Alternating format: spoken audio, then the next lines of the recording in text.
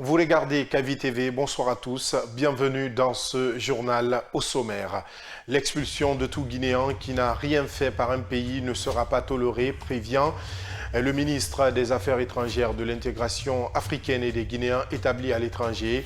Lors d'une rencontre avec les ambassadeurs de l'Union européenne ce mercredi, Dr Maurice Andakouyaté a plutôt insisté sur la nécessité d'une unité d'action afin de lutter contre la migration irrégulière sous toutes ses formes. Et puis, fin de l'aventure des petits explorateurs guinéens après un mois de découverte et d'immersion linguistique à Abidjan et à Accra. Dans une colonie de vacances initiée par Mondial Express, ils ont regagné Conakry ce mardi, heureux et fiers de cette expérience enrichissante. Décédé la semaine dernière en Tunisie des suites de maladie, le journaliste Daouda Tabansila a reçu tous les honneurs de la nation. Un symposium en sa mémoire s'est tenu à Conakry. À cette occasion, le ministre porte-parole de la présidence a annoncé que le défunt sera élevé au rang de chevalier de l'Ordre national du mérite et qu'un logement sera offert à sa famille en reconnaissance des services rendus à la nation. Voilà pour le sommaire.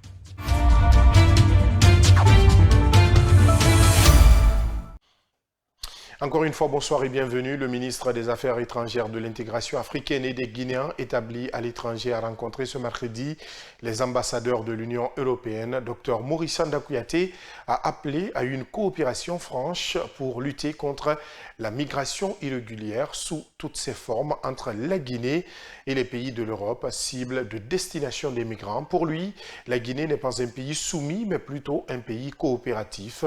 Il a par ailleurs prévenu que la Guinée ne tolérera aucune expulsion injustifiée de ses citoyens. Ansoubaï Le Baldé. Nous ne sommes pas soumis, nous sommes coopératifs, c'est tout.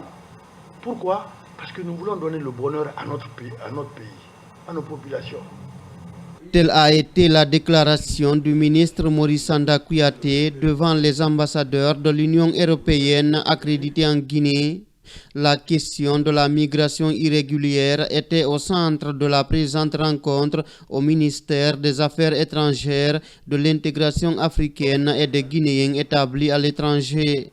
Le ministre Maurice Andakouyaté veut une coopération axée sur les bonnes relations avec les pays de l'Union européenne dans le respect réciproque des droits des citoyens. J'ai répété la phrase que j'avais proposé, j'avais prononcé en France. La réciprocité 100% dans ce domaine-là. Expulser un Guinéen qui n'a rien fait, qui est là-bas, correspondra à l'expulsion réciproque d'un citoyen de ce pays-là. Ça, c'est la base. Mais ceci dit, nous devons travailler sur ce respect mutuel et gérer réellement le grand problème de la migration illégale, qui est en fait une sorte de trafic, même pas une sorte, qui est un trafic humain et qui est criminel. L'Allemagne, la France, l'Italie, la Belgique et l'Espagne, toutes se sont engagées à travailler pour maintenir les liens de coopération avec la Guinée dans la lutte contre le phénomène de la clandestinité. Notre engagement est de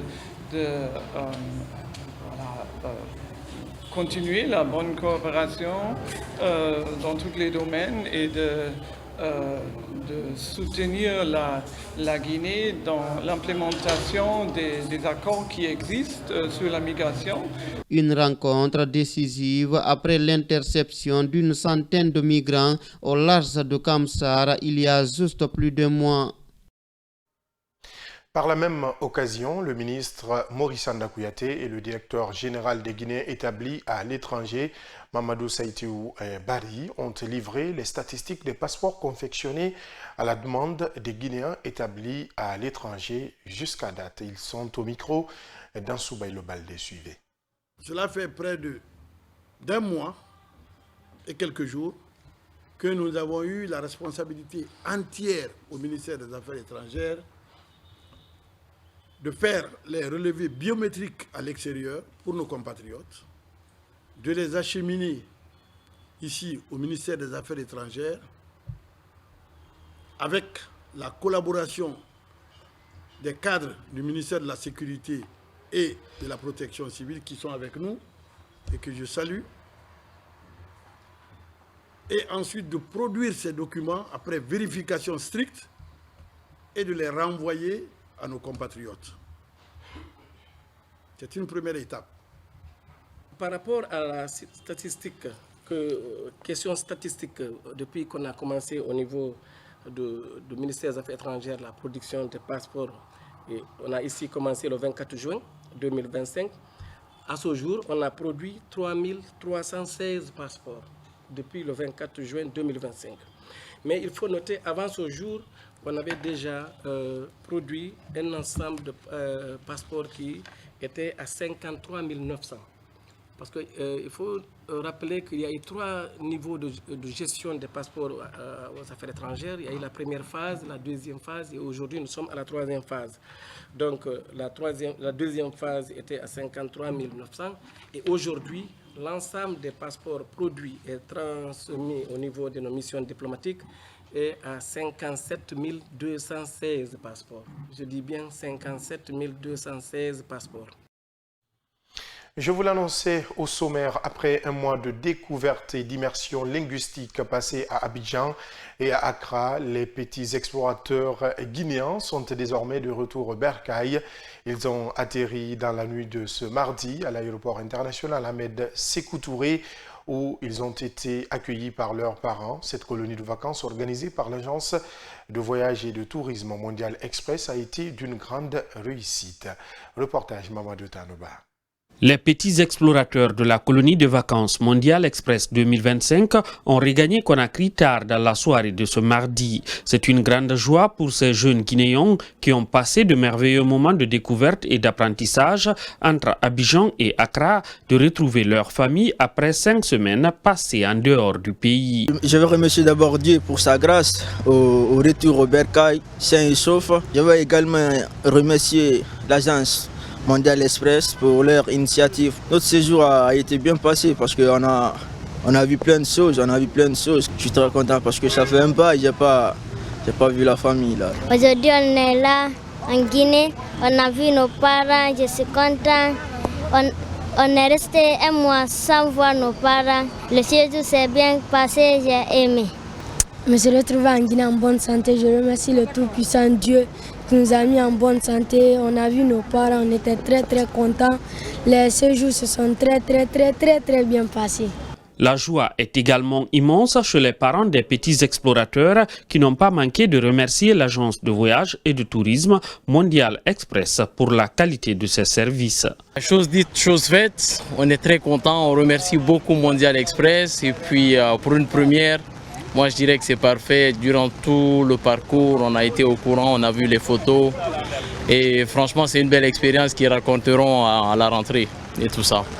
Et on invite tout le monde à faire comme nous et puis les enfants, c'est une expérience enrichissante. La coordinatrice générale du projet Colonie de vacances 2025, Mbalou Fatoumata Sessé, a accompagné les petits explorateurs dans cette aventure extraordinaire. Elle est satisfaite que tous regagnent la Guinée en bon état de santé.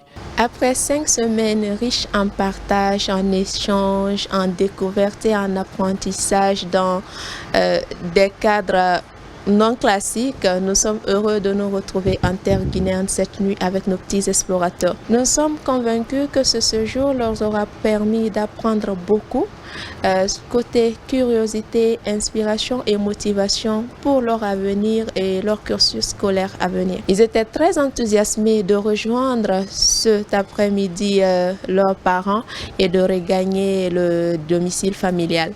Donc nous sommes tout aussi satisfaits et heureux de retrouver ces parents venus tous en nombre pour les accueillir et nous souhaiter la bienvenue et un très bon retour du côté de notre chère Guinée.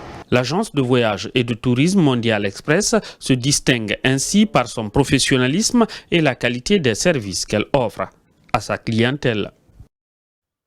Sur un tout autre plan, le stationnement anarchique des engins roulants est devenu ces dernières années un phénomène préoccupant dans le Grand Conakry, une situation qui, en plus de créer des risques pour la sécurité routière, perturbe sérieusement la fluidité de la circulation. Suivez le constat de Michel Yomba Wendeno et Mohamed Lamine Dafé. Sur presque toutes les voies publiques de la capitale Conakry se trouvent des files interminables d'engins roulants stationnés anarchiquement. C'est le cas sur l'autoroute Fidel Castro, un comportement qui réduit non seulement la fluidité de la circulation et devient la cause de nombreux accidents. Nous souffrons vraiment ici. Actuellement, les gens font le stationnement de manière illégale. Nous n'avons pas où s'arrêter. Les voitures prennent presque toute la voie. C'est pourquoi à chaque fois, il y a des embouteillages. Le stationnement anarchique des voitures est mauvais. Ça occasionne beaucoup de risques. La route doit être libérée. Ces risques s'expliquent par le fait qu'une voiture qui vient à vive allure peut entrer en collision avec l'autre qui est stationné. Pendant que nous réalisons ce reportage, au rond-point de la tannerie, nous assistons à l'embarquement d'une voiture stationnée juste auprès du panneau indiquant l'interdiction du stationnement de voitures. Nous qui travaillons sur la grue, on n'est pas appréciés par des gens. Ils nous critiquent tous. Pourtant, si notre grue reste sans travailler, beaucoup de gens dans la circulation vont souffrir. Nous ne prenons que des voitures qui sont mal garées. Si le propriétaire est dedans, on laisse. S'il n'est pas sur place, on l'embarque. Force est de croire que le stationnement anarchique des engins roulants sur les voies publiques constitue un véritable problème en termes de sécurité routière et de fluidité de la circulation. Et puis, en cette saison des pluies, les pêcheurs du port artisanal de Bonfi traversent une période compliquée. Les intempéries rendent la sortie en mer difficile et dangereuse. Les prises sont de plus en plus rares et les revenus chutent. Khadija Kaba et Nene Aïssatou Keïta y étaient. Suivez leur reportage. La pêche artisanale devient un calvaire pendant la saison pluvieuse, comme dans les autres ports de pêche de Conakry. Les pêcheurs du port artisanal de Bonfi, dans la commune de Matam, vivent des moments difficiles. Entre fortes pluies et vents violents, sortir en mer devient dangereux et les prises de poissons sont de plus en plus compliquées.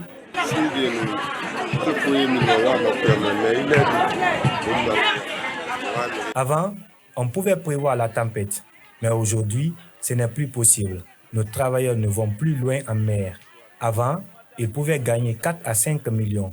Maintenant, ils n'en tirent que 3 millions. Les pertes sont énormes. Il n'y a pas de véritable sauvetage ni de soutien pour les pêcheurs. L'aide reçue est trop faible par rapport aux besoins. Et c'est cela qui nous épuise. Aminata Souma, vendeuse de poissons frais, lance un appel aux autorités.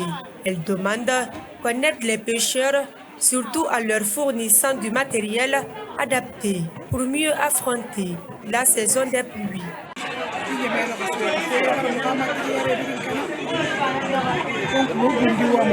Depuis le début de la saison pluvieuse, tous nos équipements se sont abîmés. Nous demandons aux autorités de nous venir en aide, surtout pour le renouvellement du matériel. Actuellement, les vents en haute marée empêchent les pirogues de sortir. Nos meilleurs pêcheurs sont au chômage.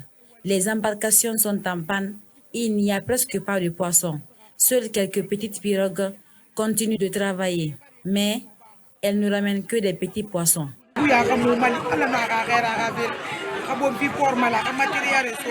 En cette saison des fortes pluies qui coïncident avec le repos biologique, les pêcheurs de Bonfi peinent à exercer correctement faute de matériel adéquat. Et parlant justement de saison des pluies, à Doureka, précisément dans le quartier Simbaya, secteur village, Les fortes pluies enregistrées dans la nuit du 19 au 20 août ont provoqué un glissement de terrain meurtrier. Bilan provisoire, 2 morts et 4 bâtiments détruits. Les recherches se poursuivent encore sur place. Pour plus de précision, je vous propose d'écouter les explications de Sekou Ahmed Kamara, vice-président du conseil de quartier de Simbaya, joint par notre rédaction. Vers 4 h du matin, 4 à 5 h du matin, j'ai reçu un appel d'un citoyen qui m'a appelé, soi-disant qu'effectivement il y a un glissement de terre vers ce lieu, derrière le cimetière de Simbaya. C'est une partie qui est un peu accidentée, c'est sous la colline.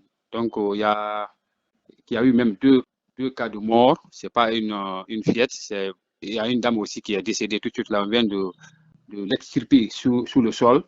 4 bâtiments ont été complètement détruits, sans trace même, 4 bâtiments complètement détruits. Il y a aussi des bâtiments de cohabitation qui sont un peu menacés. C'est une zone à haut risque parce que on vient souvent, les entreprises viennent encore prendre la terre là-bas. Donc il y a les habitations sous la montagne. Donc si la montagne n'a plus de pied, ça veut dire que finalement la montagne va descendre. Ce qui a causé le dégât, effectivement, ce qui a causé le dégât ce matin. Autre titre de ce journal: décédé il y a quelques jours des suites de maladie. Le désormais regretté Daouda Taban Silla a reçu tous les honneurs dus à son rang ce mercredi. Un symposium a été organisé en sa mémoire. Autorités, parents, amis et connaissances étaient tous présents pour lui rendre un dernier hommage. Le général Amara Kamara, au nom du président de la République, a annoncé qu'un toit est offert à sa famille et que le défunt sera élevé au rang de chevalier de l'ordre national du mérite pour les services rendus à la nation. Bangali Kamara. C'est dans une atmosphère de profonde émotion, de tristesse et de compassion que s'est tenu ce mercredi 20 août à l'hôpital chino-guinéen de Conakry le symposium en hommage du journaliste Daouda Taban Silla.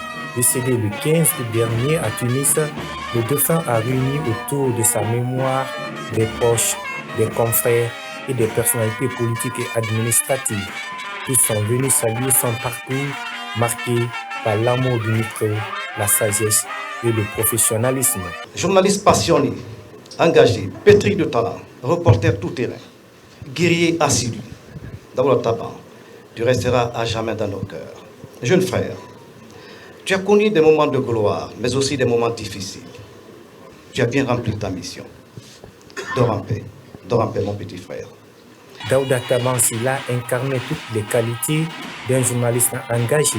En reconnaissance à des services rendus à la nation, il a été élevé au grade du chancelier de l'ordre national du mérite par le chef de l'État à titre posthume. Une annonce faite par le général Amara Kamara, ministre secrétaire général de la présidence de la République. Que le chef de l'État a dit que cet homme qui est couché ici était un homme d'exception. Il a de ce fait décidé ce qui suit. Il nous a instruit de prendre des dispositions pour que M. Daouda Taban Silla, ici couché, soit élevé au rang de chevalier de l'ordre national du mérite à titre posthume. Ému et bouleversé, ses collègues ont tenu à lui rendre un dernier hommage à travers des témoignages d'affection et d'admiration de son professionnalisme et sa détermination. Et donc le voir aujourd'hui nous quitter, c'est un grand sentiment de tristesse. On n'en revient pas, mais puisque la vie elle est ainsi faite, aujourd'hui on ne peut que prier pour le repos de son âme. On dit Taban, tu as travaillé, tu es parti, mais tu as un grand mérite aujourd'hui. On dit voilà, tu n'es pas mort pour rien. Ton travail est là, quoi. Après un dernier au revoir à la RPG, la dépouille mortelle de Daouda Taban Silla a pris la direction de son village natal Taban, où il repose désormais dans les cœurs et dans les mémoires. Va en paix, cher Daouda Taban Silla. Pour terminer, la phase allée du championnat national de Ligue 2 s'est clôturée ce mardi 19 août 2025 à l'issue de cette 7e journée. L'ASFAG confirme son autorité dans le groupe B, tandis que le Felostar s'offre un succès précieux face à Tambou FC. Dans le même temps, Tête d'Afrique et les Monuments libres de Kaloum n'ont pas réussi à se départager. Germaine Mansaré. Au stade Petit Sori, l'association sportive des forces armées de Guinée a consolidé sa place de leader en l'emportant contre Gangan FC 1-0. Dans le choc de la 7e journée, Felostar de la Baie a dominé Tembou FC de Kamsar 2-0. Après une première période équilibrée, Mamadou Diallo a ouvert le score à la 66e minute, avant que les visiteurs, malgré une réaction menée par Anseni Oulare, ne craquent une seconde fois dans le temps additionnel. De son côté, le duel entre Tête d'Afrique et les Monuments libres de Kaloum au stade de Koléa s'est soldé sur un score nul et vierge. La veille, lundi 18 août, la poule A avait bouclé sa phase aller au stade Petit Sori. Alustar s'est imposé devant les Aigles verts de Ziama 1-0, tandis que Satellita FC a renversé l'Union de Conakry 2-1. Karafomoria FC a également bien terminé cette première moitié de saison en battant Santoba FC 2-0. Au classement général, Alustar conserve la tête de la poule A avec 12 points, suivi de près par l'Union de Conakry 11 points. Dans la poule B, l'ASFAG reste à la tête avec 14 points, juste devant Felostar 13 points. Satellite FC et Carrefour Moria entameront quant à eux les phases retour en pleine dynamique pour espérer une place en Ligue 1 la saison prochaine. C'est la fin de ce journal. Merci de votre attention. Restez en compagnie de nos programmes. À très vite sur KVTV, la télé du développement et de l'entrepreneuriat.